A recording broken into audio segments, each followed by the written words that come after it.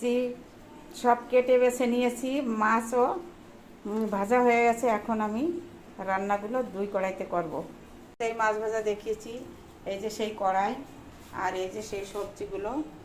এখন আমি নতুন করে এই সবজিটাকে কেটে বেছে নিয়েছি, ধুয়ে নিয়েছি। প্রথমে ভালো করে ভিজিয়ে রেখেছিলাম, তারপরে ধুয়ে টুয়ে কেটে নিয়েছি। এখন আমি এই কড়াইতে শাক ভাজা দিব।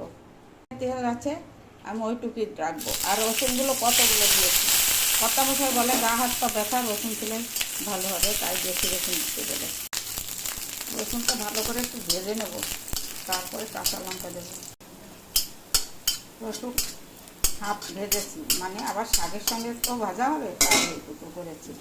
এখন কাঁচা লঙ্কা দেবো, 5-6টা কাঁচা লঙ্কা, যে যেমন খায় সেভাবে, আমি বেশি খাই তাই দিচ্ছি। একটা চা পানি ছিল, এখন বাড়িয়ে দিয়েছি। চালটা দিয়ে দেবো,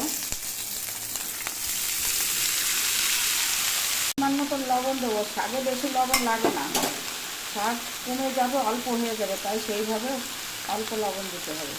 হলুদও দেবো, হলুদ বেশি দেবো না, হলুদ দিলে বেশি হয়ে গেলে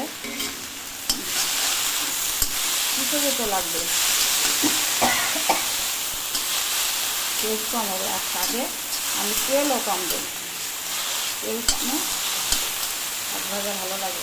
এইভাবে এখন 5-7 মিনিট ভাজবো, শাক ভাজাটা কমপ্লিট করবো। এই পাশে শাক ভাজা হতে হতে আমি ডান সাইডের কড়াইতে কুমড়ো ভাজার জন্য জিরে তুলে রাখবো। তুলে রাখার পরে আবার তেল দেবো, একটা তেজপাতা দেবো, জিরে দেবো, একটু কাঁচা লঙ্কা দেবো, মাছের মাথা আর লেবু দিয়ে সবজি রান্না দেবো।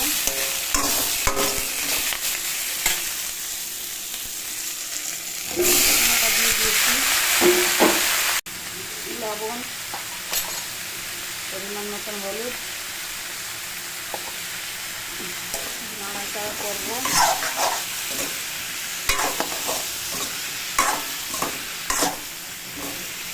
আর এই পাশে শাক ভাজা হয়ে গিয়েছে প্রায়।